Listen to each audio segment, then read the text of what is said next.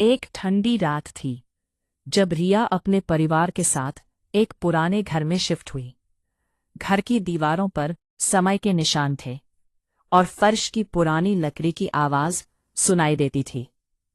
रिया ने सोचा कि यह घर सस्ता है, लेकिन उसे यहां एक अजीब सी भावना हो रही थी, जैसे कोई उसे देख रहा हो। घर में प्रवेश करते ही उसने अपनी आंखें बंद की और गहरी सांस ली। हवा में एक ठंडक थी, जैसे कोई पुरानी कहानी यहां बसी हुई हो। पहली रात थी और रिया अपने नए कमरे में लेटी थी। उसकी नज़र दीवार पर लटके एक पुरानी घड़ी पर थी, जो बार बार 12 पर रुक जाती। उसे लगा कि घड़ी खराब है, लेकिन जैसे ही घड़ी ने 12:01 को छुआ, कमरे में ठंडी हवा चलने लगी। एक अजीब सा डर उसके दिल में समा गया। उसी रात ठीक 12:01 पर रिया का फोन बजा।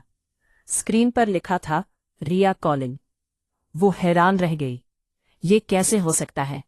मैं खुद को कॉल कैसे कर सकती हूँ? डरते हुए उसने कॉल उठाया। दूसरी तरफ एक गहरी आवाज सुनाई दी, मत उठाओ, अगली बार। इस आवाज ने उसके दिल को जोर से धड़काया। कॉल कट गया और एक अजीब सन्नाटा कमरे में छा गया। अगली सुबह रिया ने अपने पड़ोसियों से पूछा। उन्होंने बताया कि इस घर में पहले भी एक लड़की रहती थी, जो हर सोमवार रात खुद से बात करती थी, और फिर एक दिन वो अचानक गायब हो गई। इस जानकारी ने रिया की धड़कनें और तेज कर दी।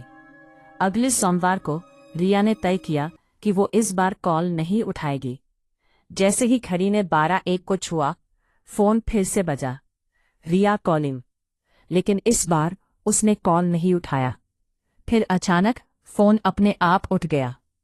उसे सुनाई दिया, तुमने पिछली बार मेरी बात नहीं मानी।